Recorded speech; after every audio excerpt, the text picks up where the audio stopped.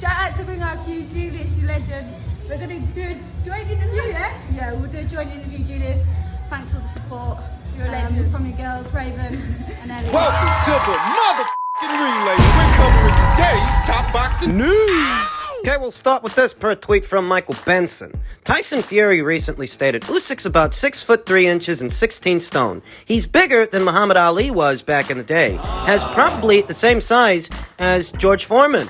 Everybody used to say big George Foreman. Now they're saying little tiny Usyk at the same weight and size. Everybody's saying everybody. Who's everybody? You're the one saying that. And your fans are the ones echoing that sentiment based on your own sentiments. It wasn't but a few weeks ago, late last month, that Tyson Fury himself stated, when I splatter Usyk, they're going to say he was too small. It was a mismatch, and this is not an isolated soundbite, an isolated quote, or an isolated incident. Post-fight, after the Chisora fight, you could hear Tyson Fury saying that Usyk is a tiny little man. Been carrying on and on about how Usyk is too small. So now he's not too small because he's the same height, same width as a George Foreman? Make up your fucking mind. Which one is it? Most people categorize Tyson Fury's constant contradictions as an indicator of bipolar disorder, but I thought that bipolar disorder was directly correlated to dramatic mood swings, dramatic highs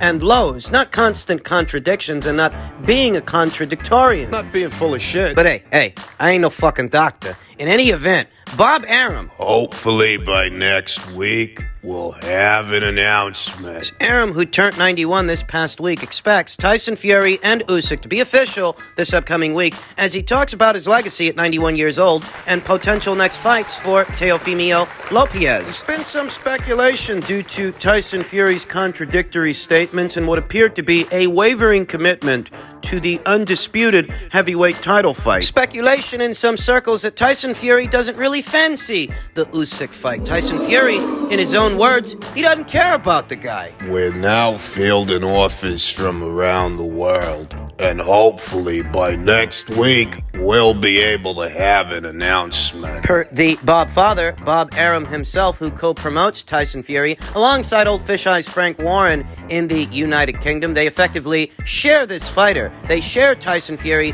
transatlantically as his dual promoters. When he's in the US, he's with Top Rank. When he's in the UK, he's with Frank. He hasn't fought in the United States this entire year. Both of Tyson Fury's title defenses were on UK soil 2022. His very next fight with Alexander Usyk may take him far abroad, as Qatar has emerged as a potential host for Tyson Fury versus Alexander Usyk. Usyk's manager, Aegis Klimas, has revealed. He said Saudi Arabia remains the most likely for the undisputed fight, which is already in advanced negotiations. Target dates of February 18th and March 4th. What about Tyson Fury's surgery? What about his elbow? Fuck his surgery. Fuck his elbow. You can't carry on as much as he's been carrying on about how small Alexander Usyk is and start complaining about some tennis elbow. You're a big boy. Walk it off. Too big, too strong, too Tyson Fury. All that stuff. No man born of his mother can eat a whole bowl of Captain Crunch. You're magically delicious. Qatar is where the World Cup was very recently held, and Qatar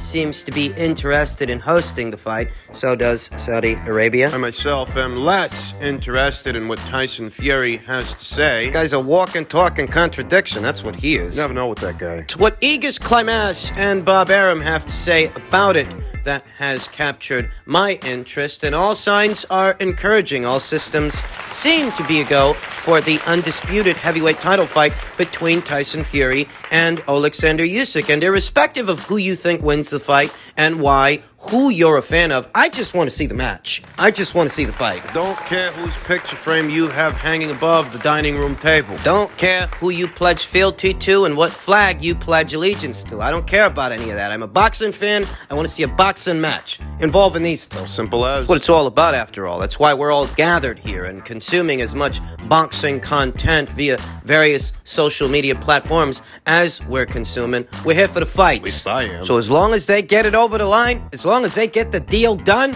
no complaints from me. Do you think we will see Fury AJ in 2023? Yeah, I do.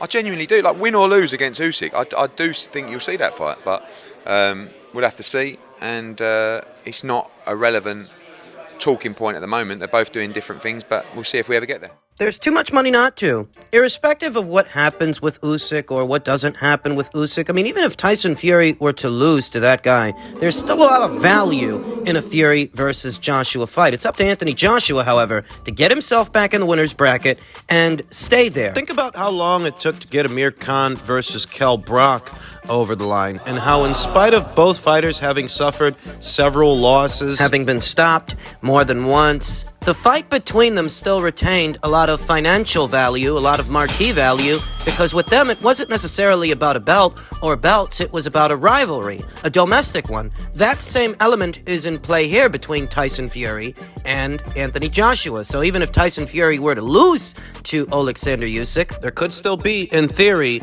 a whale of a fight out there for him. Joshua fight. But I reiterate, Anthony's got to get himself back in the winner's bracket. He's got to get it together. We'll have it announced, hopefully by the end of next week, but certainly before Christmas. And you will see AJ appear in the UK at the back end of March or early April.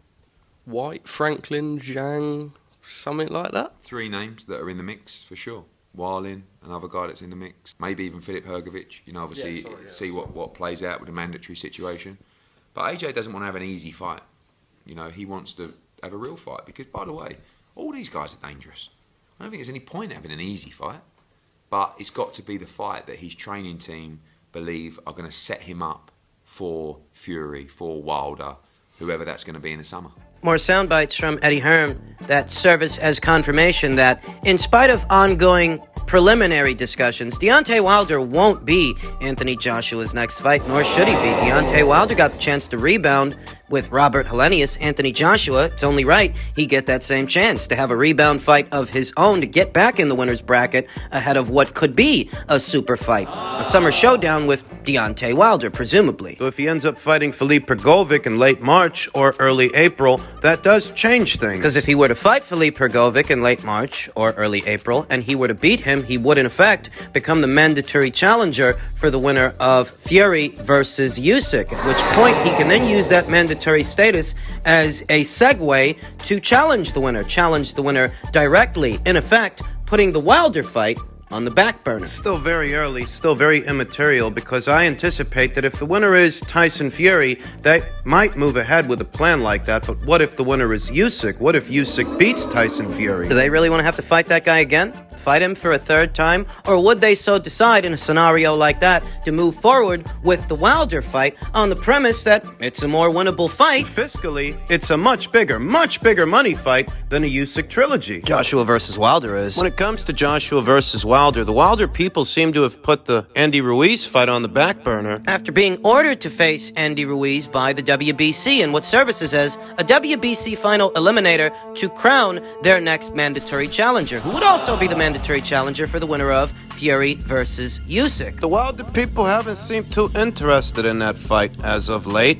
They've shifted their focus to a Joshua fight, but you heard what Eddie Hearn said. Yeah. Anthony Joshua's next fight ain't gonna be Wilder. When he returns in late March or early April, he could be opposite the ring Zhilei Zhang, he could be opposite the ring Otto Wallin or Filip Hrgovic, but Anthony's next fight ain't gonna be Wilder. So who does Wilder fight in the in-between time, or does he sit on the bench until summer rolls around so he can then move into a fight with Anthony? Move into a fight straight away without fighting Andy Ruiz. And where does that leave Andy Ruiz if he doesn't share the ring with Deontay Wilder? There's certainly enough time to do the fight and still make it to the potential Joshua fight in the summer if they schedule the Ruiz fight for the first quarter of next year. Because it's not an either-or situation, you know. It's not. You can fight Andy in the first quarter and see about fighting Anthony in the summer during the second quarter of next year. The tail end of the second quarter or the beginning of the third. It's not an either-or situation. You don't have to choose just one. If you want to, you can fight them both. So why aren't the Wilder people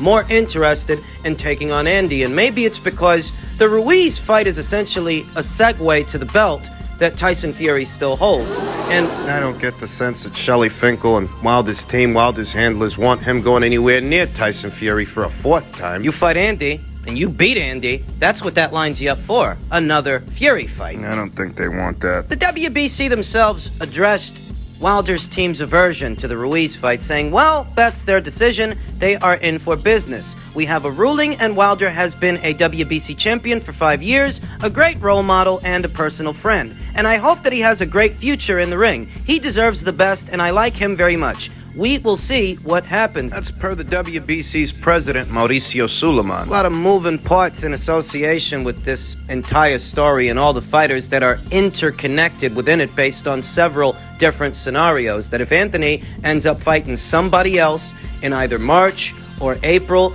that could affect whether or not he fights Wilder. Depending on who he fights, he might end up fighting Fury. If Fury beats Usyk. Fury doesn't beat Usyk and Usyk beats Fury, then Anthony might so decide to go ahead with the Wilder fight. 'Cause I don't think he wants to share the ring with that guy for a third time. At least I don't think his handlers want him to. No, the Wilder fight is a bigger money fight. So you know. Wilder can always fight Andy Ruiz in the in-between time, not necessarily as a segue for a Fury fight, a fourth Fury fight. He could just fight that guy as something to do, somebody to keep busy with. Most people favor Deontay Wilder to beat Andy Ruiz because Andy may have fast hands, but he's got slow feet. You saw how many straight left hands old Luis Ortiz hit him with. If Luis Ortiz can hit you with the straight left, Deontay Wilder may be able to hit you with the straight right. He's younger, a little faster, a little snappier. He can keep busy with that guy if he wants to, but if he doesn't, he can wait till the summer rolls around. If he doesn't want to gamble, doesn't want to take a chance on Andy Ruiz upsetting the apple cart, you maintain that working relationship with Eddie. You let Anthony Joshua have that rebound fight so that you can move into a fight with him in the summer. A blockbuster match worth more money than most any other fight in the heavyweight division. yeah, you can do it that way. Just in keeping with the theme of all things Eddie Hearn, Eddie Hearn very recently addressed Terence Crawford's comments about potentially doing the Spence versus Crawford fight in the United Kingdom because Terence is of the opinion that it would get more money in the UK than in the US. Terence's comments about him and Spence in England and said, Two homegrown Americans fighting in the UK? fighting abroad for a fight like this? I'll make so much more money in England. We'll sell out stadiums. The interviewer was like, Surely the gate receipts are more in Vegas. He was like, they do 60,000 there, said Eddie Hearn to the media about Terence Crawford being dead wrong about his view of a fight against Errol Spence bringing in bigger pay-per-view numbers in the UK than it would in the US. I'll give you a clue.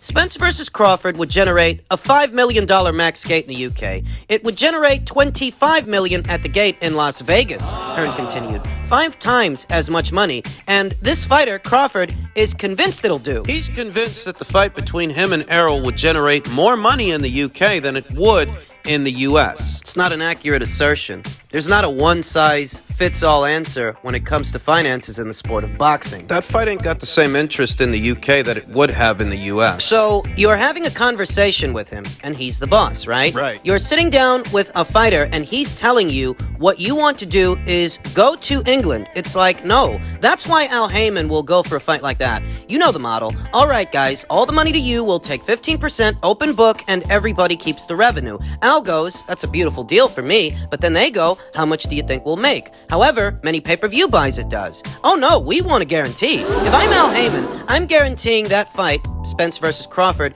at 400,000 buys. That's it, said Hearn. But what if it doesn't do 400,000 buys? What then? Price point for a pay-per-view in America is about 3-4 times as much as it is in the United Kingdom. It's about roughly $75, $80. Often acting as more of a deterrent than an attraction to the consumer. It's a hefty price point. Crawford says not only would it sell out a stadium, but it would generate more money than it would in America. Hearn said, Terence Crawford is a brilliant fighter, one of my favorite fighters. This is the problem that we have dealing with people. For him to say that and think that means that negotiations for him around certain things would be very difficult. And that's not just for fighters, that's some advisors and managers that don't understand the finances in boxing. It's not uncommon that both the fighter and his team, his management, overshoot it when they're trying to assess a fight's value. They may think that the fight is more valuable, generates more revenue than it actually would. They overshoot it. That's what happened with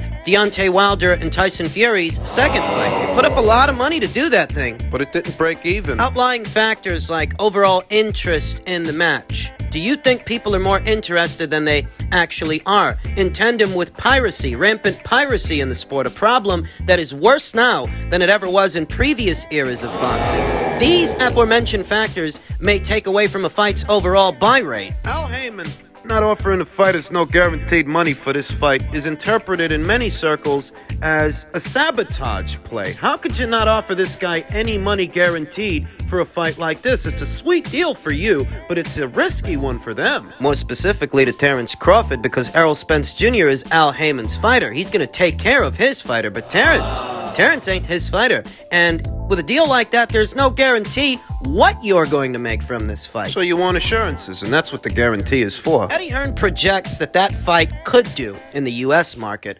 approximately 400,000 pay-per-view buys. 400,000 in America, but even that number seems like a generous number, a robust number, at a time when Deontay Wilder failed to crack 100,000 buys with his big ring return. Keith Thurman's fight put up piss-poor numbers. So did Andy Ruiz's fight with Luis Ortiz and Wilder's big comeback fight. In Terrence Crawford's 20-minute tell-all video, he talked about how people aren't even buying pay-per-views as frequently as they used to. And he's not wrong. Not wrong about that. It's likely for this reason he thought about going abroad with the fight to see if they can get some foreign money for it. Some foreign interest. Not the crazy idea. It's not as crazy an idea as it's made out to be, but it's not a lock either. No, you won't make more money in the UK with this fight than you would in the US. The bulk of the interest for this match, what interest there still is, really is centered around the American market, not the United Kingdom, so let's just get that right out of the way. Short of some wealthy investor in the Middle East, some sheik with a lot of money to play, a lot of money to make those guys host that fight over there as opposed to over here. Short of a scenario like that, you can effectively rule out foreign interest in the match. Foreign investors. Because it's just not that big a fight. You know, it's not as big as the Thriller in Manila was that took place in the Philippines, or the Rumble in the Jungle that took place in the Democratic Republic of the Congo.